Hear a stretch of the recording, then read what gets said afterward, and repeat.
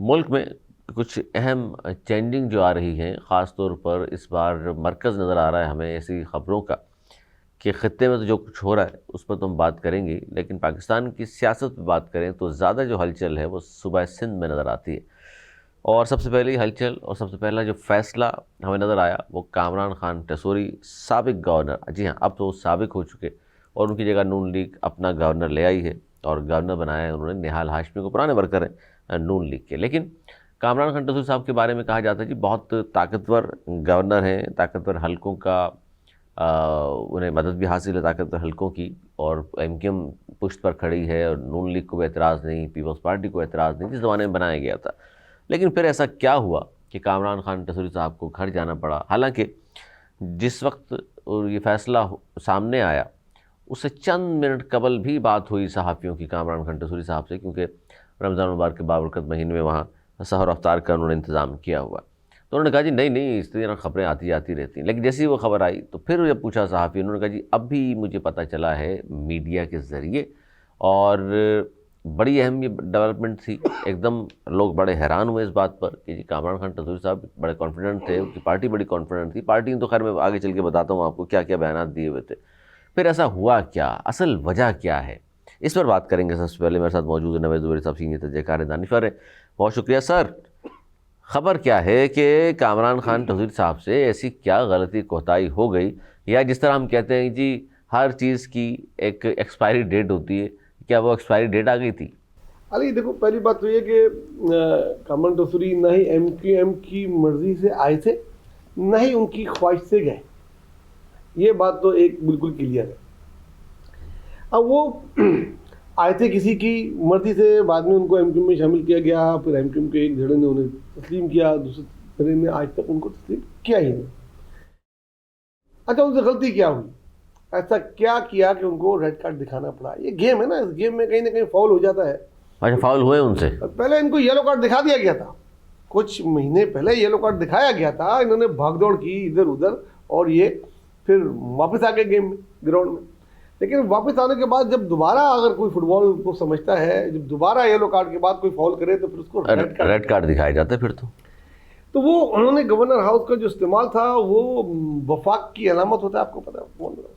और जब वहाँ बैठ के वो सिंध को तोड़ने की बातें करें और कराची को अलग, और वो जबकि सिंध गवर्नमेंट का उनको पता है कि क्या स्टैंस है इस बारे में, और उसके बाद भी वो जब करते करते कॉन्फ्रेंसेस भी करने लग गए, तो जनाब फिर तो रेड कार्ड उनका बनता था और वो बना। अच्छा, कॉन्फ्रेंस तो, लेकिन वो कहते हैं जी मैंने तो कराची के मुस्तकबिल के हवाले से बात की थी। ये क्यों लगता है लोगों को कि ये कोई खिलाफ थी सिंध के? ये उनका काम नहीं था, सियासत उनका काम नहीं है। वो एक तरीके से वफाकी नुमाइंदे हैं, वो कोई अपने आप को अवामी नुमाइंदा कहलाते थे ना, कहते थे, वो थे नहीं अवामी नुमाइंदा, अवाम से मुंतखब नहीं थे। अगर मुंतखब नहीं थे तो जहाँ से मुंतखब आइन नहीं थे, आइनी गवर्नर। वो शायद किसी को खुश करने के लिए कोई उन्होंने ऐसी बात की, तो खुशी की जगह उनको भारी पड़ गई और रेड कार्ड दिखा दिया गया। और उसके बाद हम और आप सब पता थे कि मतलब गिन लें आप कितने, और वही हुआ और वो बाहर चले गए। वो अपनी मर्जी से सिर्फ मुल्क से बाहर गए इससे अलावा और कोई नहीं। अच्छा, ये भी बड़ा अहम चीज़ है कि जैसे ही गवर्नरशिप ख़त्म हुई थी एमक्यूएम के गवर्नर इरशाद इल्बाद साहब की, वो भी अगले दिन बैरून मुल्क आज तक वापस नहीं आए। ये भी जैसे ही जनाब फैसला हुआ शाम में और रात में ही निकल गए। सर, ये अचानक जो गवर्नरशिप ख़त्म होती चले जाते हैं, हालांकि इससे पहले जो पीटीआई का गवर्नर था वो तो अभी भी मुल्क में है, तो ये एमक्यूएम के साथ क्या मसला है? भाई ये तो इनको सोचना चाहिए, अगले गवर्नर से लिखा लेना चाहिए कि आप जब भी गवर्नरशिप से हटेंगे तो मुल्क नहीं छोड़ के जाएंगे। एक आईनी ओहदा होता है, बहुत सी कॉन्फिडेंशियल बातें भी उसको पता होती हैं, इस तरह वो चले जाते हैं। और पहले वाले भी जाते हुए कह के कहते हैं मैं बस चंद दिनों के लिए जा रहा हूँ, मैं आ रहा हूँ।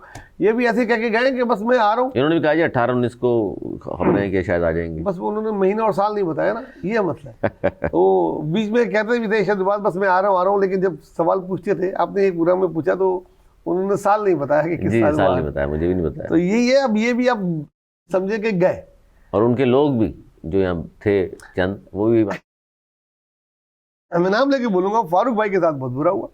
वो एक अच्छा, फारूक सरदार साहब ने ये कामरान टसूरी साहब का जो फैसला आया, इससे एक दिन 2 दिन पहले ये कहा मीडिया पे खड़े होकर गवर्नर हाउस में कि जितने अरसा इरशाद इल्बाद रहे हैं 14 साल, ये उससे भी ज़्यादा रहेंगे, आप देखिएगा, ये लाफालतू बातें उड़ा रहे हैं लोग।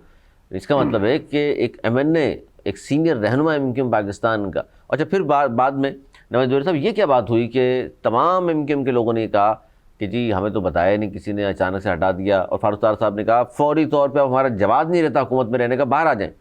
लेकिन सर ऐसा हुआ नहीं। हाँ, वो बाहर आने की बात यह है कि बाहर आने पे कोई तैयार नहीं खाली फारूक सत्तार बाहर आ जाए वो तो हुकूमत में। एक तरह की बात MNA अपने इस्तीफा दे देते अगर इतनी मोहब्बत है तो। मेरे ख्याल बातें करना बड़ा आसान होता है ना, करना बड़ा मुश्किल होता है। किसी एक ने बोला हम बाहर आएंगे। अच्छा, दो तीन चीज़ें मैं चाहता हूँ इस पर भी ज़रा रोशनी डाली, क्योंकि नजम सेठी साहब ने और दीगर लोगों ने जहाँ आपने ख़ुद का फाउल किए, वो सब कहते हैं बिल्कुल ऐसा ही हुआ, फाउल किए इन्होंने जिसकी वजह से इनको हटाना पड़ा। उसमें एक फाउल तो ये जो आपने बताया गवर्नर हाउस वाला भी है, दूसरा एक तरफ इशारा करते हैं लोग, और नजम सेठी ने कहा कि अब सही है गलत है आप बताइएगा, अब बेहतर जानते हैं यहाँ की पॉलिटिक्स को।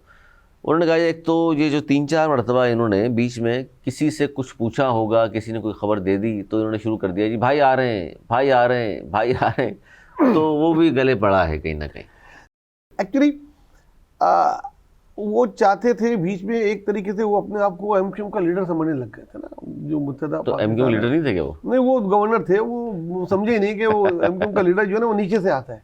वो उनको बुलाने की बात करते हैं जिनको उन्होंने कभी देखा भी नहीं। ये MQM में बड़ी एक प्रॉब्लम है कि वो पैराशूटर कोई आ जाए ना तो बाकी लोग लिफ्टिंग करा दे फिर उसको। हाँ, ये बड़ी सीरियस प्रॉब्लम है MQM में कि वो ऐसे आदमी को तो बिल्कुल लिफ्ट नहीं कराते हैं जो बिल्कुल भी उनके जद्दोजहद का साथी ना, कभी सेक्टर इंचार्ज है, यूनिट इंचार्ज, कुछ भी नहीं रहा। मानते नहीं कोई कि हमारा यहाँ तक के मेरे ख्याल में उनकी अल्ताफ से कभी जिंदगी में मुलाकात भी नहीं हुई होगी। ऐसे ही नहीं, और खुद मानते हैं वो नहीं हुई। और वो खुद उनके नक्शे कदम पे चलने के लिए उनके आने की बात करें, भाई आ रहे हैं भाई, और वो उसके अलावा उनकी नकल करना 1 2 3 ये वो सारी, तो ये किसी को अच्छी नहीं लगी तो नहीं, किसी से मुराद सबको या मखसूस बोल रहे हैं आप? ये नहीं, MQM में तो किसी को नहीं अच्छी लगी। वो MQM से बाहर भी बैठे बहुत सारे लोगों को नहीं, बहुत सारे को ये बात अच्छी नहीं लगी, और वो समझ रहे थे कि शायद वो खुश होंगे उनकी बात से। कोई तो पड़ी क्या थी इनको ये कहने की? बॉस एडवाइजर उनके ऐसे होंगे ना, एडवाइजर बड़े अच्छे रखने चाहिए। शायद कुछ बोला होगा इसके फुट जो है स्टेप उस पर चले तो आप भी शायद बानी की तरह कुछ बन जाए, लेकिन ऐसा होता नहीं है, खासतौर से MQM में तो बिल्कुल। आगे चल के आपका भी हाल हो जाएगा, आप कहेंगे कराची बंद तो बंद। वो ये समझ रहे थे, वो तो गवर्नर हाउस को ही बंद कर गए अपने लिए। तो बहरहाल अब किस्सा पानी ना बन गए, अब वो मैं नहीं समझता दोबारा किसी भी। अच्छा, आपको लगता है भाई सियासत में भी नहीं आ रहे और पाकिस्तान में नहीं आ रहे? पहली बात। अच्छा, दूसरी बात, कुरा फाइल निकला निहाल हाशमी साहब। निहाल हाशमी साहब के नाम ही क्यों निकला बॉस? देखिए, पाकिस्तान मुस्लिम लीग नून के पास कराची में उर्दू बोलने वाले रहनुमाओं का कहत है, और ये इससे इनका रवाज रहा है कि जब वज़ीर आला सिंधी स्पीकिंग होगा तो गवर्नर हमेशा से उर्दू स्पीकर है। ये रवायत तो ही रही है। हाँ, इसीलिए जब कुर्रा निकला तो यही एक पुराने वर्कर थे जिन पे वो एतमाद कर सकते थे। हालांकि बहुत अरसे से वो एक तरीके से गोशा नशीनी में ही थे, कोई अहम जिम्मेदारी भी नहीं मिली थी। सेनेटरशिप हटा दिया गया था, हटा दिया गया था, और बहुत सारे लोगों को एडवाइज़र बना दिया गया था, मुशीर बना के, इनको कुछ भी नहीं मिला था।